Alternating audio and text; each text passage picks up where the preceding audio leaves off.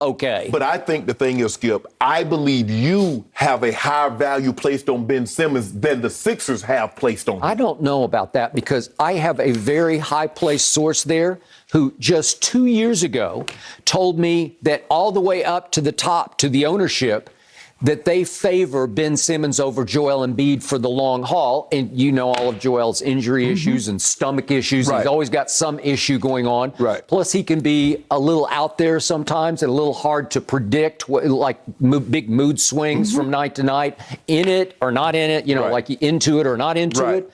So, again, Ben Simmons is completely even keel. Like he just goes out and again, he doesn't have high motor, but he's got steady motor, right? He just plays. Okay. Listen, for long stretches of the Atlanta series, he took poor little Trey right out of the action, right? He just envelops you with his length and his smarts and his athletic ability. He's subtle athlete. He's like a smooth athlete where it's not spectacular athleticism, but he is gifted at 6'10". Okay. So they gave him a max contract. It has 4 more years to go on it. Okay. So they committed to you, and I know it's become the new way of the world. James Harden or Anthony just says, I want out. And the team just crumbles and bends over and just says, okay, what you got me. I'm done. I'm down on my knees for you. Where do you want? Where do you want to go? Oh, you want to go to L.A.? Okay, we'll make it happen. I know they had to go through 2 rounds of that, but they made it happen. James, where do you want to go? How about Brooklyn? Oh, okay, we'll make that happen. I just got the feeling that the Sixers might be the first team to say, you know what?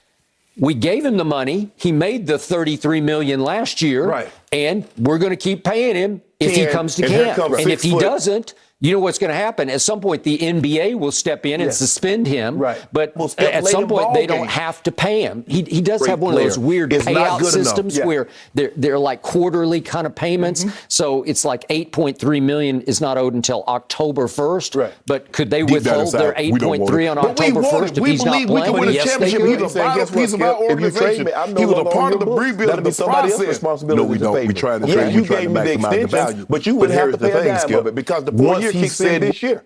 So you wouldn't have to worry. You don't have to worry about that.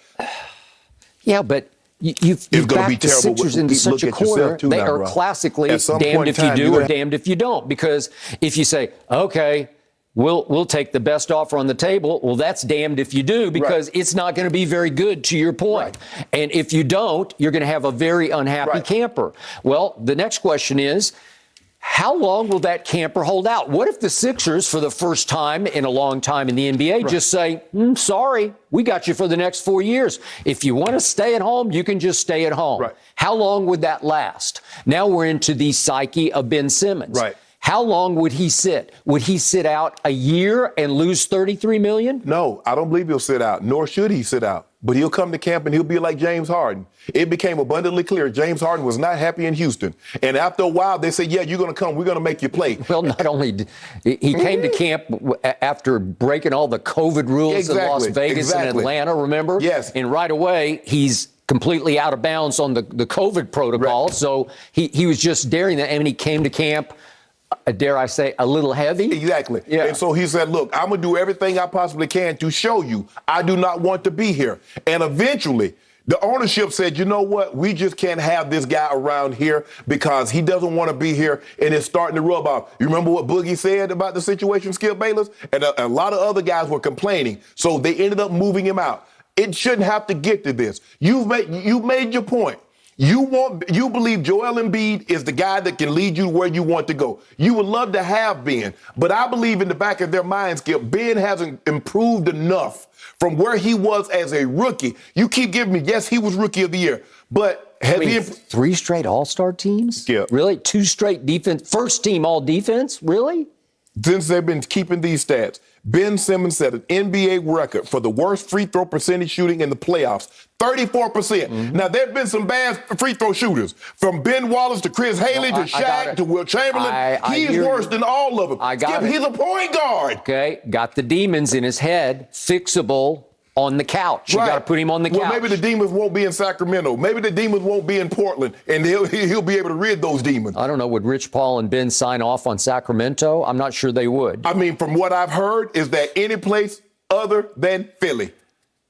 So I don't know what other places they are in the NBA, but anywhere other than Philly. Well, there are only two ways out to me that would be the deal that both will accept, and it would involve Damian Lillard or Bradley Beal, and that's it. I don't see any other way out of this mess that they're locked in, this game of chicken that they're locked in, except those two places, because those are two deal for deals where you would get back a semblance of what you're giving. Skip, it's a situation where you know you should get rid of something. You know, the longer you hold on to it, I don't know that they know they want to get rid of it. Skip, does Daryl Morey think that? Skip, there's been too much rumblings about possibly trading Ben Simmons, and Ben Simmons has tired of hearing his name thrown up in trades. Yep. So now he's like, okay, since this has been going around over the last year, I'm going to put some people's feet to the fire. Okay, but Daryl Morey didn't blast Ben Simmons after the loss. No. Well, hey. So he's the guy pulling the trigger, right? He's the guy in charge. Skip, I would recommend, I would say if I could speak to Ben Simmons, which I can't, I would say, Ben, go to camp. Be professional.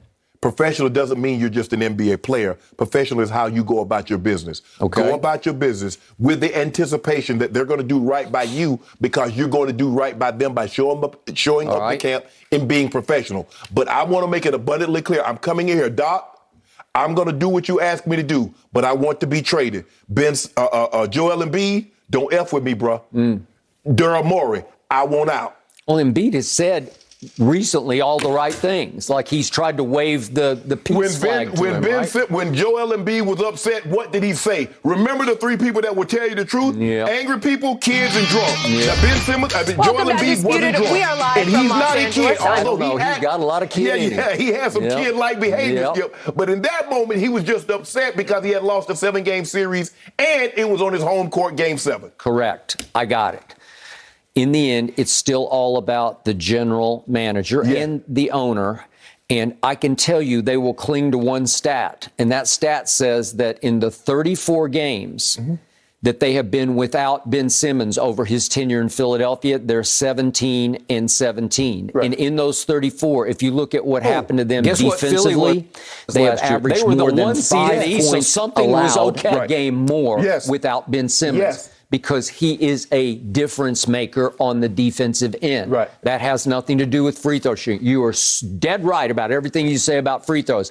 They have to get fixed. And I was slightly troubled that he was in such a free throw funk.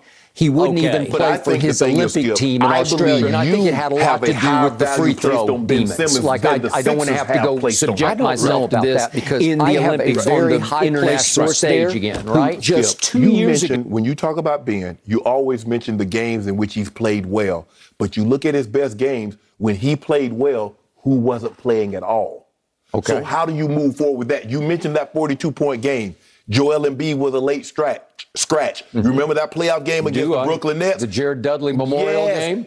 When Jared took a shot at him, he said, okay, watch this. Yes. Who wasn't playing? Joel was not important. So I got you, okay? So you can almost make an argument they've been a little better apart and a little better with Ben instead of Joel. You can make a case. Right. But again, together, they were the 1 seed. Yes. That's all the GM has to sit back and think, gee, maybe we should just dig in here and say, no, we're not going to trade you. But what does it come down to, Skip? When you're dealing with two guys like that and they both believe they're superstars, eventually, Skip, Magic and Kareem would work because Magic was willing, Cap, what do you want? How do I make called him Cap. Yes. Called him Captain, but Skip, when we get two guys and both are trying to I'm the dog, it's me. Eventually, what's going to happen? They got to go their separate ways. And Ben Simmons is like, I believe you've shown favoritism towards Joel Embiid. I believe you've done things to say, this is Joel Embiid's team. It's time for me to go. And even if I don't have my own team, I want to be away from here. Okay. Bottom line to this, it could come down to this. What if the Sixers do dig in and just say, I'm sorry, if you don't want to play, just go home and we're not going to pay you. And the NBA is going to suspend you at some point. No, I'm going to get paid. Well, let's do the hypothetical. Okay.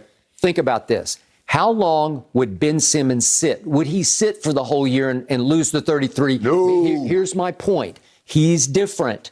His mindset is different than a lot of players, where I don't know that he needs basketball to be happy. Like, if we go back to Magic and Bird, they just lived to hoop, you know, I'm going to play. So if you tell them you got to sit out a whole year, they're going to say, I'm sorry, I can't do that, right? No. They're not made that way. But he strikes me as the kind of young man who's very stubbornly proud, very high principled. That's why he's standing by his principles on this. Like, they wronged me, so I got to go. Okay. But the point is, he might stand on his principles so strongly, he might be the kind who would sit a whole year and then force the trade next summer. I don't believe he has great representation with Rich Paul, and I believe Rich Paul will advise against sitting out, leaving $33 million on the table. I just believe, Skip. Yeah, it wouldn't help Rich. Right, but my thing is, Skip, is that I'm going to go to camp, and I'm going to be professional, but I've made it abundantly clear.